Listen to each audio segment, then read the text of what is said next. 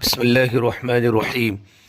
الحمد لله نحمده ونستعينه ونستغفره ونؤمن به ونتوكل عليه ونعوذ بالله من شرور أنفسنا ومن سيئات أعمالنا. من يهده الله فلا مضل له ومن يضلله فلا هادي له. ونشهد أن لا إله إلا الله وحده لا شريك له.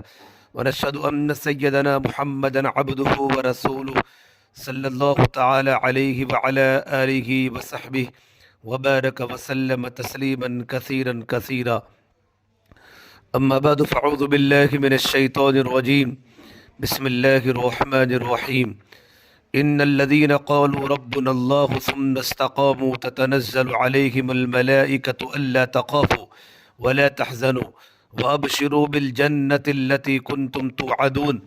نحن أولياؤكم في الحياة الدنيا وفي الآخرة ولكم فيها ما تشتهي أنفسكم ولكم فيها ما تدعون نزلا من غفور رحيم. ومن أحسن قولا ممن دعا إلى الله وعمل صالحا وقال إنني من المسلمين. وقال النبي صلى الله تبارك وتعالى عليه وسلم إن الله تبارك وتعالى بعثني كافة للناس رحمة فأدوا عني او کما قال النبی صلی اللہ تبارک و تعالی علیہ وسلم. میرے بزرگوں پیارے بھائیوں، جو بھائی ہمارے کھڑے نظر آتے ہیں وہ بیٹھ جاوے، کیونکہ ہم اسی کام کے لیے آئے ہیں اور تو کوئی کام ہمارا یہاں ہے نہیں. آدمی کرنے کے کام میں لگے گا تو نہ کرنے کے کام سے بچے گا. یہ قاعدہ ہے، کرنے کے کام میں اگر لگ گیا تو یقینی بات ہے کہ نہ کرنے کے کام سے بچ جائے گا. لیکن جب کرنے کے کام میں نہیں ہوگا تو نہ کرنے کے کام میں لگنا پڑے گا، یہ بات طے ہے. اس لیے میرے بھائیوں، اپنے آپ کو بنانے کی بات یہ ہے، جو کام کرنے ہے اس میں لگ جائے. اس میں تربیت ہے ہماری اور اس میں ہماری ترقی ہے. جب تک ہماری اپنی تربیت نہیں ہوگی کام نہیں ہوگا. اس لیے کہ جو اوزار کی صحیح نہ ہو اس اوزار سے کیا کام ہوگا. ہم تو اوزار ہیں، ہمارا صحیح ہونا ضروری ہے. جیسے اوزار میلا ہے تو یہ کام نہیں کرے گا، وہ کام رکا رہے گا. تو ہم اوزار ہیں اللہ تبارک و تعالیٰ کے دین پر چلانے کے لیے. اس لیے ہماری اپنی تربیت بہت ضروری ہے. پھر تو انشاءاللہ کام سب سے زیادہ آسان یہی ہے. فرمایا اللہ کے نبی صلی اللہ علیہ وسلم نے، الدین یسر، دین میں بہت آسانی ہے مگر آسانی اس راستے سے آئے گی. میرے بھائیو، ہم جس کام کے لیے آئے ہیں اسی کام میں لگ جاوے. اور یہ دوسری شرط ہے کہ جب تک کام پورا نہ ہو اس سے ہٹنا بھی نہیں چاہیے. یہ اسلامی مزاج ہے، ایمانی مزاج ہے. جیسے نماز جب تک پوری نہ ہو نہیں ہٹ سکتے، روزہ جب تک پورا نہ ہو تب تک کھا نہیں سکتے. ایسے ہی ایمان کا، عبادات کا یہی مزاج ہے. اس مزاج سے دین دنیا میں پھیلے گا اور اسی مزاج سے دین ہمارے اندر بھی اترے گا. ہمارا مزاج پابند بن جائے، یہ ضروری ہے. کام کا ہونا الگ چیز ہے اور ہمارا بننا الگ چیز ہے. ان اللہ یؤید هذا الدین برجل فاجر. یہ حدیث میں بہت ڈرنے کی ضرورت ہے، بہت ڈرنے کی ضرورت ہے. اللہ تبارک و تعالیٰ کو پرواہ نہیں ہے. اللہ تبارک و تعالیٰ فاجر آدمی سے بھی، فاسق آدمی سے بھی اپنا کام کرا لے اور اس کا دن میں کوئی حصہ نہیں ہوگا. تو اس لیے ہمارا اپنا بننا یہ ایک کام ہے اور پھر دین کا کام ہونا یہ ایک کام ہے. دونوں الگ الگ چیزیں ہیں اور دونوں کا ہی ہونا ضروری ہے. یہ تو کوئی شو نہیں ہے، شور نہیں ہے، بلکہ ایک مقصد ہے. اسے مقصد کے تابع اپنے آپ کو بناوے تب آدمی منزل پر پہنچے گا. مقصد کے بھی تابع ہونا ہے، منزل کو بھی سامنے رکھنا ہے. یوں ہی کام بنے گا تاکہ رواج نہ بن جاوے، ورنہ یہ کام رواج ہی ہو جائے گا. اور رواجیوں کو اللہ کی کوئی مدد کبھی نہیں ہوئی ہے. آج تک حقیقتوں پر اور حق پر اللہ کی مدد ہوتی ہے. اس لیے میرے بھائیو، جب تک کام پورا نہ ہو جاوے تب تک ہمیں ہٹنا نہیں چاہیے. بات یہ ہے کہ اللہ تبارک و تعالیٰ نے ہمیں زندگی گزارنے کے لیے ایک راستہ دیا ہے کہ میں اور آپ اپنی زندگی کیسے بسر کریں گے، کیسے گزاریں گے. اس کے لیے اللہ تبارک و تعالیٰ نے ہمیں ایک راستہ دیا ہے، وہ دین کا راستہ ہے. اس دین کے راستے پر اور اس دین کے کام پر ہماری زندگیاں لگے. جب ہماری زندگیاں اس پر پڑے گی تو سب سے پہلی بات یہ ہوگی، یہ دین ہمارے اندر اترے گا. پھر دین ہمارے اندر اتر کر پھر ہمیں دین چلائے گا. جیسے دوائیں اندر اترتی ہے اور وہ اندر طاقت پیدا کرتی ہے، پھر وہ آدمی کو چلاتی ہے کام پر. دکان والا دکان پر جائے گا، نوکری والا نوکری پر جائے گا کہ الحمدللہ میں ٹھیک ہو گیا. اس لیے اب کام کر رہا ہوں۔ تو ایک راستہ اللہ تبارک و تعالیٰ نے دین کا ہمیں عطا فرمایا ہے، جب ہم اس پر اپنے آپ کو لگائیں گے، اپنے ارادوں کو ختم کر کے، تب دین سب سے پہلے ہمارے اندر اترے گا۔ ہمارے جو ارادے ہیں اسے ختم کرنے پڑیں گے۔ جب تک آدمی اپنا ارادہ فنا نہیں ہوتا، اللہ اس کو ترقی نہیں دیتے، کیونکہ اللہ تبارک و تعالیٰ بھی ایک چیز رکھتے ہیں اور بندہ بھی ایک چیز لے کر چل رہا ہے، تو اس کو اپنی چیز ختم کرنی پڑے گی۔ جب اس نے اپنی چیز ختم کر دی اور اللہ تبارک و تعالیٰ کی چیز لے لی، یعنی دین لے لیا، تو سب سے پہلے اس کے ارادے پر زد پڑے گی کہ میں تو یہ ارادہ کر رہا تھا، تو نہیں، تمہارے ارادے سے نہیں ہوگا، تمہارے سامنے ایک چیز ہے، اس کے حساب سے ہوگا۔ اس لیے جب اس رخ سے ہم چلیں گے، تب دین سب سے پہلے ہمارے اندر اترے گا، دواؤں کی طرح سے۔ جیسے دوا کرنے والے، علاج کرنے والے اس کو پابند کرتے ہیں کہ آپ کو ایسے ہی لیٹنا پڑے گا، آپ ادھر سے ادھر نہیں ہو سکتے، ہم آپ کی ہڈی جوڑ دیں گے لیکن آپ کو ایسا ہی بیٹھنا پڑے گا۔ اس کو ہر حرکت میں پابند بناتے ہیں، اور وہ پابند بن جاتا ہے تو اس کی ہڈی جڑ جاتی ہے، بس اب کام کرتے رہو، اب جڑ گئی، وہ نہیں تو نہیں جڑتی، اور پوری عمر عیب رہتا ہے اس کے اندر۔ اور جب موسم بدلتے ہیں تو اندر درد بھی ہوتا ہے کہ فلاں وقت ٹوٹ گیا تھا، اس کا درد اب ہو رہا ہے، ساری عمر عیب بھی رہتا ہے اور درد بھی۔ وہ بتاتا ہے موسموں کے بدلنے سے تو موسموں کا بھی اثر پڑتا ہے۔ ایسے ہی دین اگر ہمارے اندر نہیں اترے گا تو ہماری اپنی تربیتیں غلط ہوگی، پھر موسم اور ماحول بھی ہم پر برا اثر ڈالیں گے، کیونکہ ہمارے اندر وہ ایمان نہیں ہے، ہمارے اندر وہ بات نہیں ہے۔ اس لیے میرے بھائیو، جو جس ماحول میں جائے گا وہ ماحول اس پر اثر کرے گا۔ اس لیے ہمارے بڑے کہتے گئے، اپنے آپ کو جما کر اس محنت پر ہم اپنے اندر دین اتار دیں۔ جب ہم دین اتاریں گے تو پھر ہم جس کام کو لیں گے اس کام میں دین چلے گا، اور ہم دین کو لے کر چلیں گے۔ اگر آدمی تاجر ہے اور اس نے کام کر لیا ہے، اس کے اندر دین اترا ہے، تو اپنی تجارت میں بھی دین چلائے گا۔ یہ نہیں کہ اپنی تجارت میں دین کھوئے گا۔ جیسے کچھ پیسے بچے کے ہاتھ میں ہے اور کچھ پیسے اس کے باپ کے ہاتھ میں ہے، باپ کے پاس بھی 5 کا نوٹ ہے اور بچے کے پاس بھی 5 کا نوٹ ہے، اب بتاؤ کیا دونوں کی حفاظت ایک جیسی ہے؟ باپ 5 کے نوٹ کی حفاظت کرے گا، کیا بچہ ایسی حفاظت کر سکتا ہے؟ نہیں، وہ تو کھو دے گا، اس لیے کہ اس کے پاس سے لے لیتا ہے۔ کیوں؟ کیونکہ اس کے کتاب میں، کیونکہ اس کے پاس ابھی اس کے اندر قیمت نہیں اتری ہے کہ 5 روپے کی طاقت کتنی ہے۔ بچہ ہے وہ یہ جانتا نہیں کہ 5 کا نوٹ کیا ہے، تو باپ نہیں کھونے دے گا، وہ بچہ کھو دے گا۔ یوں کہیں جب دین کی قیمت اندر نہیں اترے گی تو یہ دین کھو دے گا۔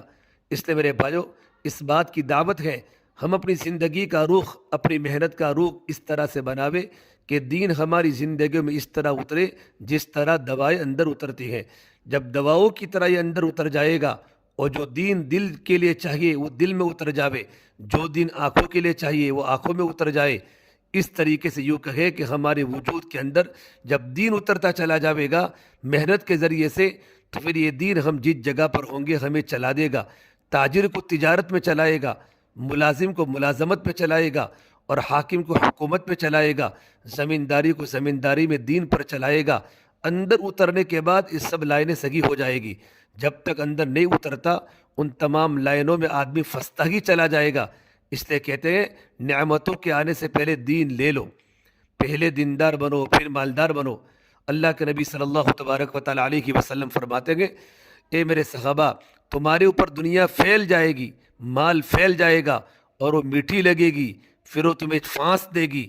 آپ نے فرمایا مجھے اس کا اندیشہ ہے، مجھے اس کا خطرہ ہے۔ جیسے آدمی کی طبیعت ہے، وہ سوچتا ہے کہ مجھے دنیا کی نعمتیں ملے، تو یوں کہے اس سے پہلے اپنے آپ کو دیندار بنا دو۔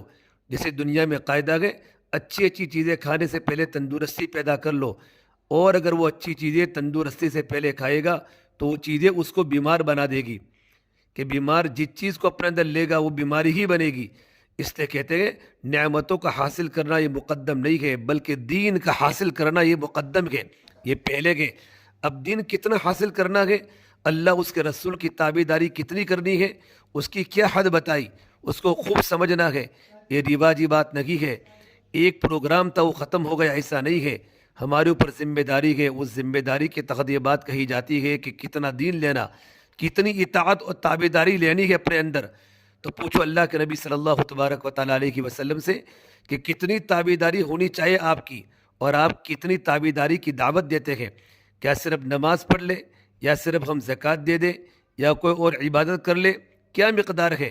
حدیثوں میں رسول اللہ صلی اللہ تبارک و تعالیٰ علیہ وسلم نے بہت سی ہدایات دی ہیں اور بہت سی دعائیں مانگی ہیں۔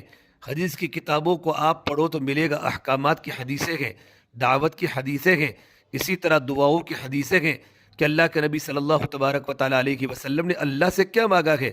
وہ دعائیں بھی تبلیغ ہے۔ حدیث کی ہر کتاب میں باب ملے گا، کتاب الدعوات، دعاؤں کی کتاب، جیسے زکوٰۃ کا باب، نماز کا باب، روزہ کا باب، ویسے ہی دعاؤں کا باب۔ یہ دعائیں بھی تبلیغ میں ہے، یہ دعائیں بھی تبلیغ ہے۔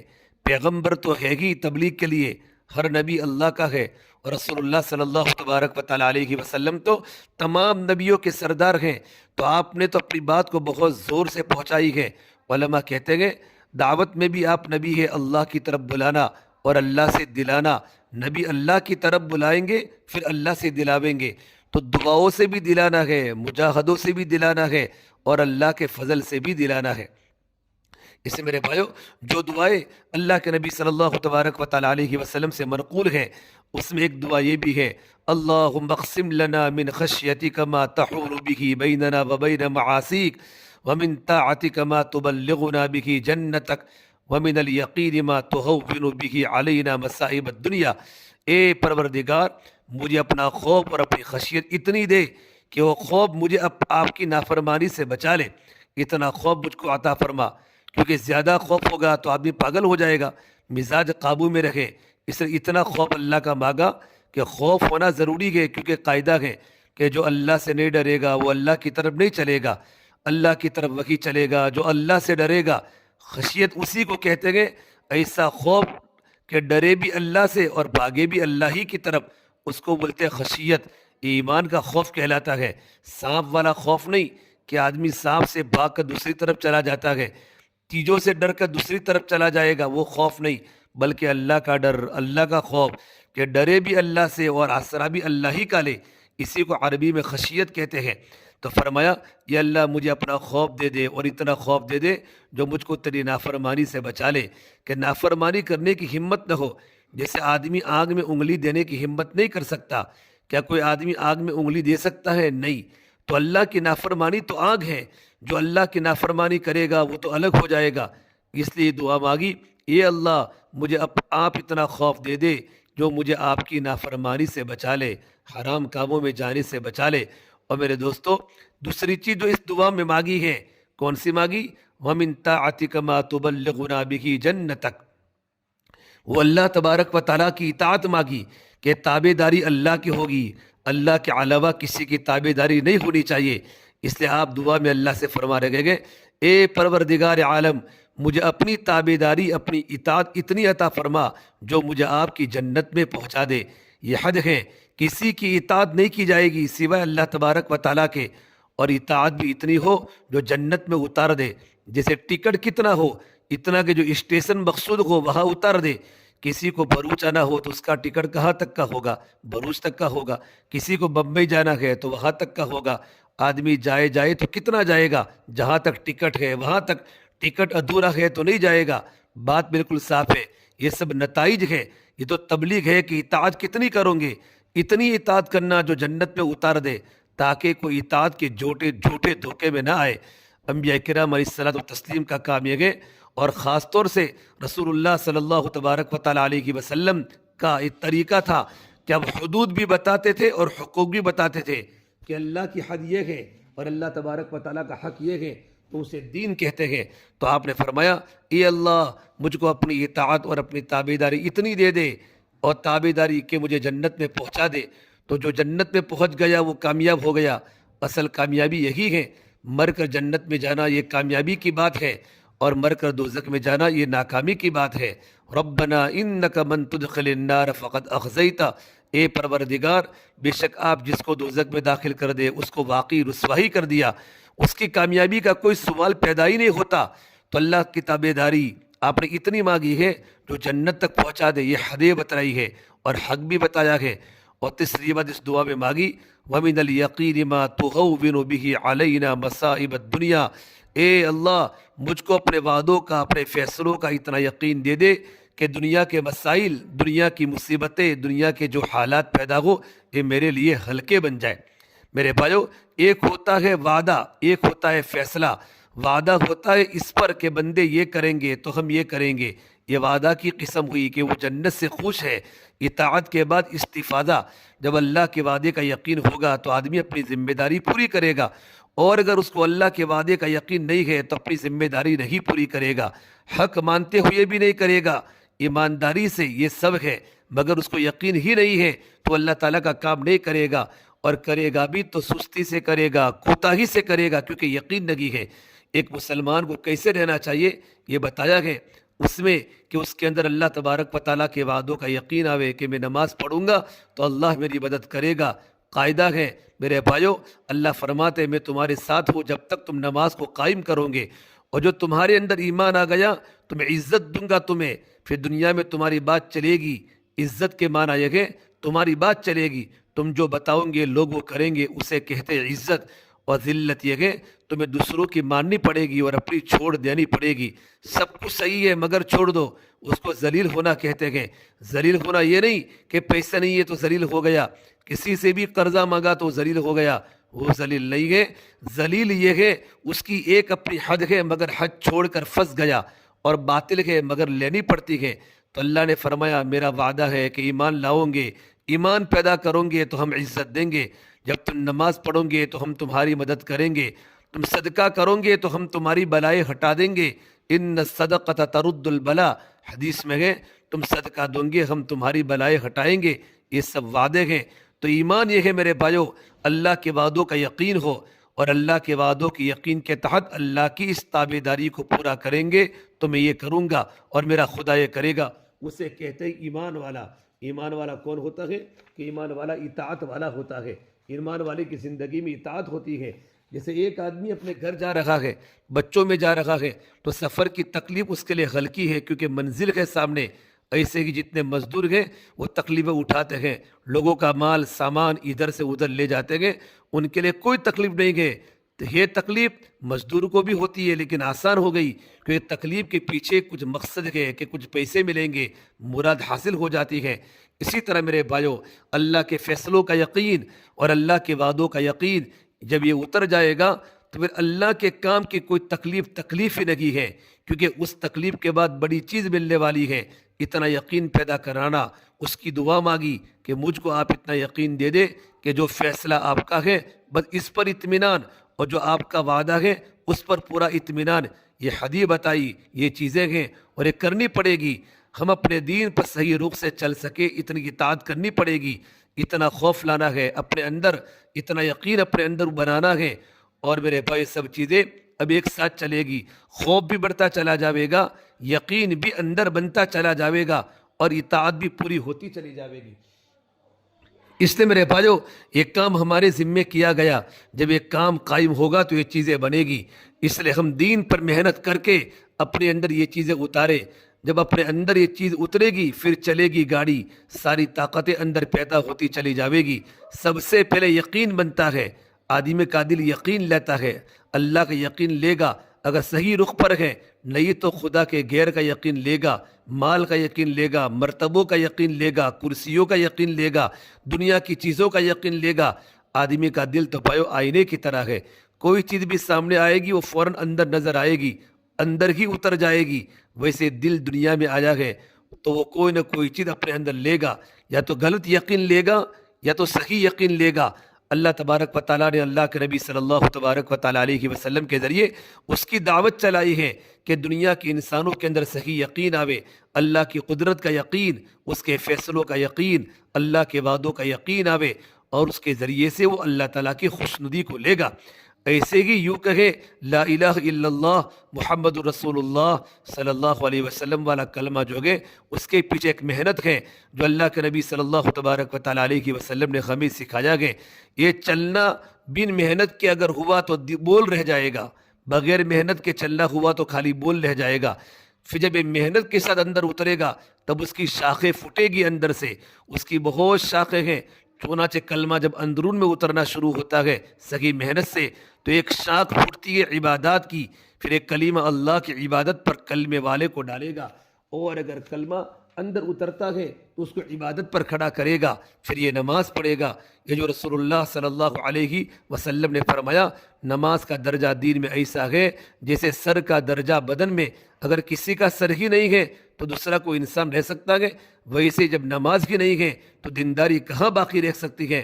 بھائیو نہیں رہ سکتی۔ یہ کلمہ جب محنت کے ذریعے سے اندر اترتا ہے تو اس کے ذریعے عبادات کی شاخیں پھوٹتی ہیں۔ اس لیے حضرت مولانا یوسف صاحب رحمۃ اللہ علیہ سمجھاتے تھے، لوگوں کی زندگیوں میں دین عبادات کے راستے سے داخل ہوگا اور معاملات کے راستے سے نکل جائے گا۔ ان لوگوں کے معاملات خراب ہو جائیں گے، ان کے لین دین خراب ہو جائیں گے۔ کیوں؟ کہ اب یہ دین دل سے نکل گیا ہے، جیسے کسی چیز کی ابتدا اور انتہا ہے، شروع کے آخر ہیں۔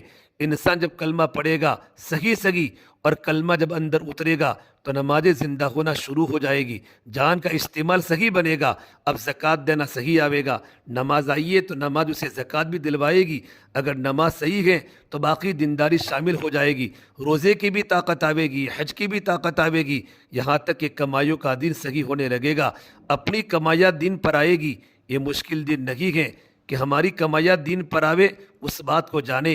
یہ سب کرنے کی باتیں ہیں، ہم کمانا جانتے ہیں، کمانا جاننا کوئی بڑی بات نہیں ہے، دوسرے لوگ ہم سے زیادہ اچھی جانتے ہیں، لیکن ہماری خاص باتیں ہیں، ہماری کمائیاں ہمارا کلمہ چلا رہا ہے۔ جب کلمہ بنے گا تو صحیح دین آئے گا۔ حضرت جی مولانا یوسف صاحب رحمۃ اللہ علیہ مبلغین کو اور دعوت دینے والے کو فرماتے تھے، اپنی کمائیوں میں دین لاؤ۔ کمائیوں میں دین آنے کا مطلب یہ ہے کمائیے شریعت کے مطابق، جب کمانا آ جائے تو اسی شریعت کی روشنی میں ان کمائیوں سے حق ادا کرے۔ میرے بھائیو، آج ہم اپنی کمائیوں میں ایک تو شریعت کا حق ادا نہیں کرتے، اور جو کمائیاں آتی ہیں اس میں جو حقوق ہے وہ ادا نہیں کر پاتے۔ کس کا حق ہے تو معلوم نہیں، کیونکہ دین نہیں اس بیچارے کے پاس، تو کمائیوں میں دین آوے، یہ سب کلمے کی شاخیں ہیں۔ اگر محنت صحیح ہوئی تو کمائیوں کا دین بھی دھیرے دھیرے آتا چلا جاوے گا۔ جیسے عبادات کا دین آ رہا ہے کہ لوگ نماز بھی پڑھ رہے ہیں، زکوٰۃ بھی دے رہے ہیں، حج بھی کر رہے ہیں، ابھی بھی زکوٰۃ پوری نہیں آ رہی ہے، زکوٰۃ ابھی بھی مسلمان پورے نہیں دے رہے ہیں۔ اگر مسلمان پوری زکوٰۃ نکالے تو تمام دنیا کے غریبوں کی ضرورتیں پوری ہو جاوے۔ غریبوں کی جتنی ضرورت تھی اتنا حق اللہ نے لوگوں پر واجب کیا ہے، تو غریبوں کی ضرورتیں اس لیے پوری نہیں ہو رہی ہے کیونکہ زکوٰۃ پوری جا نہیں رہی، ان کا حق دبا دیا ہے۔ اس لیے میرے بھائیوں، ہم غور کیجئے، اپنی زندگیوں کی طرف ہم نظر کیجئے کہ یہ محنت اس لیے کرائی جاتی ہے کہ ان سب چیزوں کو پالیں گے تو اس سے ہمارے اندر استقامت پیدا ہوگی، یعنی اپنے دین کی پابندی ہماری ذمہ داری ہے۔ کلمے کے راستے سے ہماری زندگیوں میں استقامت اور تابعداری آوے، ہم نماز میں بھی پابند ہے، عبادات میں بھی پابند ہے، کمائیوں میں بھی ہم پابند ہے، شریعت کے راستے سے کمائیں گے، شریعت کے راستے سے خرچ کریں گے، پھر یہ کمائیاں آفتوں سے پاک ہو جائے گی، ایک کمائیوں میں پھر مصیبتیں نہیں آئے گی، کیونکہ اللہ کی حفاظت میں ہے۔ جس مال کی زکوٰۃ ادا ہوتی ہے اس کو آگ اور پانی نقصان نہیں پہنچاتا۔ اسے کلمے کے راستے سے اللہ کے نبی صلی اللہ تبارک و تعالیٰ علیہ وسلم نے یہ ساری ذمہ داریاں ہمارے اوپر ڈالی گئے، استقامت کی ذمہ داریاں، کہ ہم اللہ تعالیٰ کے دین کیسے پابند بن جاوے اور ان تمام باتوں کے اندر محنت کر کے ساری باتیں آ جاوے۔ میرے دوستو، ایک میزان ہے، ایک ترتیب ہے، مسلمانوں کو جو اسباب اللہ نے دیے گئے وہ ساری دنیا میں دین لانے کے لیے دیے گئے، تو بھائی اس دین کو قائم کرنے کے ارادے کرو۔ اب بولو انشاءاللہ اس کے لیے کون تیار ہے؟ ہمیں تو عمریں لگانی ہے، سارے عالم میں محنت کرنی ہے، اللہ کے راستے میں نکل کر اللہ کے دین کی بات پہنچانا ہے۔ حضرت مولانا یوسف صاحب فرمایا کرتے تھے، میں تو دو باتیں چاہتا ہوں، ایک تو میں یہ چاہتا ہوں کہ ہمارے مسلمان اللہ کے دین کی محنت کو لے کر دنیا کے گلی گلی میں گھومے، قریہ قریہ میں گھومے، اقلیم در اقلیم کلمے کی محنت کو لے کر گھومے، اور دوسری بات میں چاہتا ہوں ہر ساتھی کی تمنا اللہ کے راستے میں شہادت کی ہو۔ اس سے میرے بھائیو، اب پورا مجمع بیٹھا ہے، جب تک تشکیل مکمل نہ ہو جاوے تب تک ہمارا مجمع ہمارا ساتھ دے۔ اب ارادے کرو ماشاءاللہ اللہ کے راستے میں 4 مہینوں کے لیے چلے کے لیے ارادے کرو۔ ابھی سامنے ہمارا اجتماع ہے اور بہت بڑا مجمع اللہ کے راستے میں جائے گا، اپنی جان مال کی قربانی کو لے کر قیمتی بنے گا، ارادے کرو۔